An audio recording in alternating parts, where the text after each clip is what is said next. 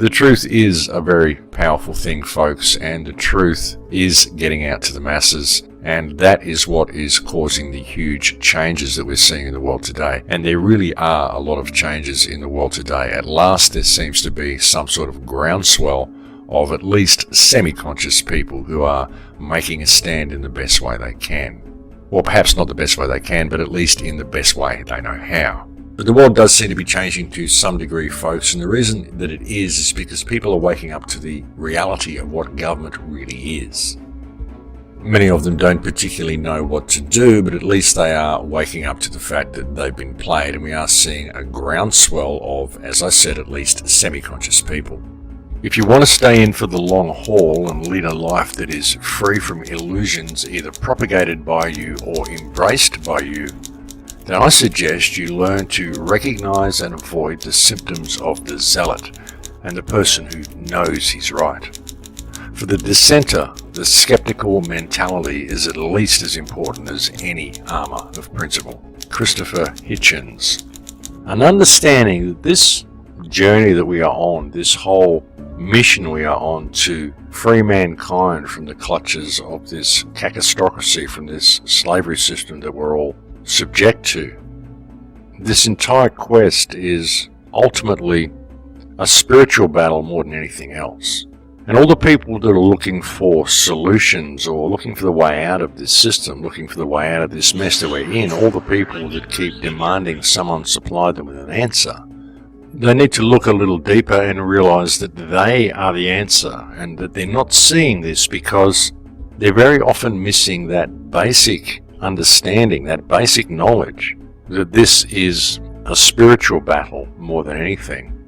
And it's due to the failure of people, generally speaking, the failure of mankind in general to step into our spiritual power that has caused these problems and that allows these problems to persist. And if you really want to find a way out of the system, that is the first thing you need to do, is to readjust your spiritual perspective. And essentially what I mean is you need to readjust your perspective of what you are and what your relationship to this earth is, what your relationship to government, to the people around you is. And realize that what we're facing here is a spiritual battle. It's the spiritual oppression that people have been subject to that has kept them cowed, kept them in fear of standing up for who and what they are, or stepping into who and what they are, even ever realizing the power that they have. Many people see this power within them. Many people know that there is a power that is dormant within them, but they're very often afraid to step into that power because of this lack of spiritual understanding that they have. And it isn't that they can be blamed for this lack of spiritual understanding. It's what this society has done to people. This society doesn't present any of these concepts to anybody.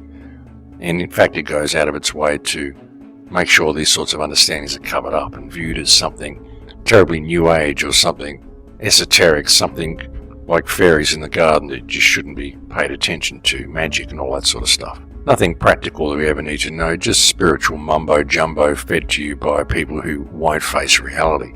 That's the type of mentality that's put into people through the education and social systems, and many people are too afraid to even have or express any spiritual thoughts because of what other people may think of them for even having them.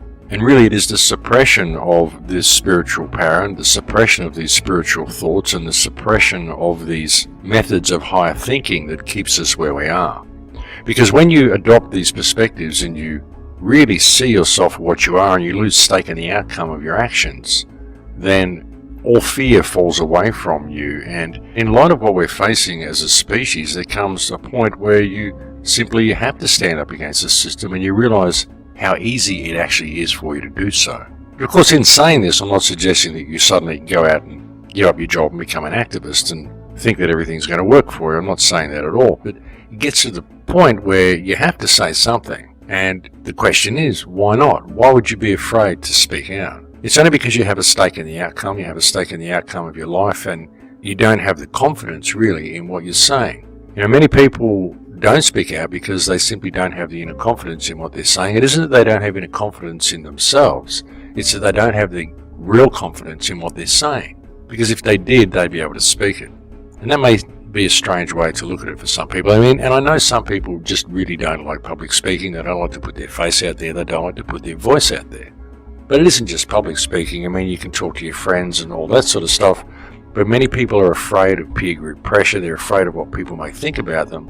They have a stake in the outcome. And I'm not suggesting that people simply become activists or anything. I'm just pointing out a possibility as to why people don't speak about their surroundings a little bit more than what they do. And, it is quite understandable in many ways, because it's an interesting life, the life of the dissenter. It's not really a path that people choose. It's certainly not a good career choice, trust me on that one. But there comes a time when you just see the system in your face so much, and it becomes such an affront to what it means to be human, that you can't just continue on living your life in some sort of a lie. And so it becomes a choice that many people are simply forced to make, just to remain true to themselves. But it's a path that is fraught with pitfalls. It's a path that really tends to put you on the outside of society, and it also is a path that opens you up to much abuse from other people, to much judgment from other people. As soon as you put your voice out there, folks, you can be sure that someone's going to try to hack you down. You get one little thing wrong, make one mistake, say one word out of place, someone will use it against you. They always do. That's just the nature of the beast. Or even if you get every word in place and someone simply disagrees you on some small detail of what you said, they'll still try to use it against you. They'll make all sorts of accusations against you and attempt to turn people against you. It's just the way things go. So it's certainly not the most relaxing path to choose, and you certainly need thick skin to stay on the path for any length of time.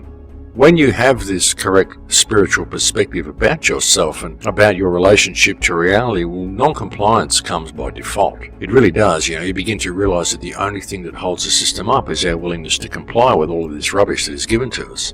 And we simply don't need to. But we just do, and we never question it. But we should. Don't worry what anybody else believes, and realize that we are all in this together. And if we stand together and address the criminals that are running this world into the ground and controlling our societies and running us into the ground at the same time, we can heal things very quickly. And we can do it without squabbling with each other, because if you've got this correct spiritual understanding, you're not going to be squabbling with people anyway. You're not going to be trolling the internet, accusing people of being shills because they disagree with you. You're going to be looking at the system and putting your energy there, putting your energy into uniting and respecting the people around you, so you can all stand up in a massive wave of non-compliance together, because that's what we need to do. Simply stop complying with our own enslavement. It's really that simple, folks. In fact, it's so simple that people just can't see the forest for the trees. There's nothing to stop you getting involved yourself now anyway. There's nothing to prevent you still gaining these basic spiritual understandings you need to find your true path through life. There really isn't. There's nothing to stop you gaining these perspectives. There's nothing to stop you applying yourself to the situation that you're in anyway, regardless of what change comes or doesn't come. Because the thing is, if it doesn't come, if it isn't imminent, if it's just a one big smokescreen the way it always has been, and it's up to us to make the change ourselves, well, there's nothing to prevent you from making those changes to your own life now. And like I said, the first change you need to make is to adopt a correct spiritual perspective of what you are, and to realize the power that you have for change, to implement change in your life, and to put down all stake in the outcome, put down all fear of this existence, and realize that it's about the journey and what you do with the journey.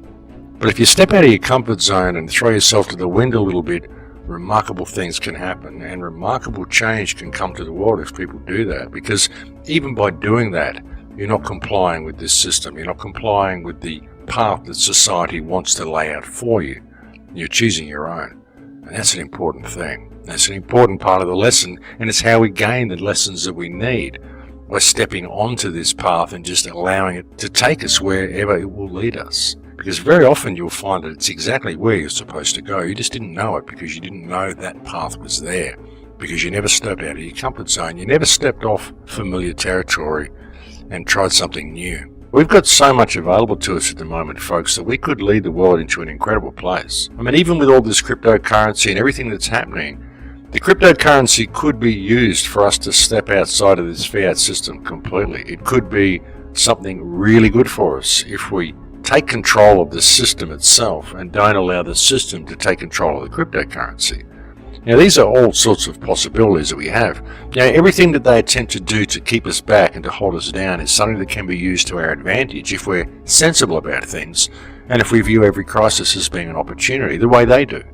Now, when they stage all these events, they're all opportunities for them to introduce more legislation and tougher rules, but they're also opportunities for us as well in all of this. The situation that we're facing is an opportunity for us to step into our power. Even the oncoming AI, it is a great opportunity for us to do something wonderful if we take control of the system before the AI is able to take control of the system. And again, this is going to take us adopting a correct spiritual perspective in order to do this. We don't need to be enslaved by digits. We don't need to be enslaved by an economic system. We don't need to pay for every aspect of our lives. We don't need to allow an AI to be constructed, which is based on an economic model. But we have to take responsibility of that ourselves first in the real world in order to transfer this understanding to the AI, because the AI is learning from us. That's the important thing. Even with the cryptocurrencies, the way it's all being presented, it's all about profit. Get in now, make lots of profit, profit. It's all about profit. It's all about self-gain, self-gratification. None of it is about healing the world. None of it's about healing this reality. None of it is about moving the human race forward in some way. It's all about making personal gain.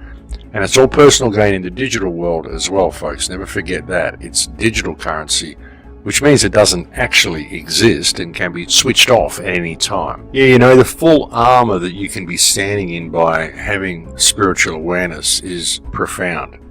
Removing stake in the outcome and standing in your true power can change this system in a day.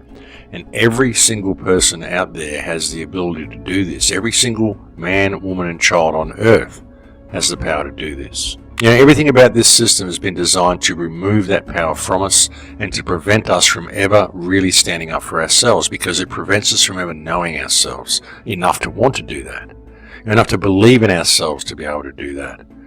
But the release that you can get and the shifting of weight, the shifting of burden from your shoulders and the shifting of emotional burden from your shoulders you can get by simply standing up and standing in your power is absolutely profound.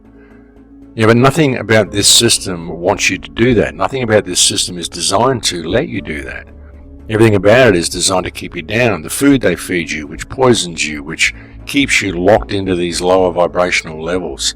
The stuff they feed you on the television, the stuff they feed you in the magazines, the hope that they give you that someone else is going to come along and save you all the time. There's always someone on the border that's going to go in and bat for you. You never have to stand up yourselves. You sit there, don't rock the boat. Someone's coming to save you. A lot of the independent media even does this as well. If we were to simply stand in our own power and refuse to comply with this system, refuse to comply with anything that causes us to step outside our moral compass, as I've said to you so many times, then we would change the world in a day. It's really that simple. That really is the key to the whole thing, ladies and gentlemen. It's really important that people see the problems and put down the fear of these issues, put down the fear of addressing these issues. I can look at all the problems and all the negative stuff that's going on in the world, but it's not bringing you negative information. To me, it's bringing you positive information. To me, it's positive to be aware of this negativity. It's a positive thing. Because once you're aware of it, you can address it, because it's so easy to address it simply by remembering what we are.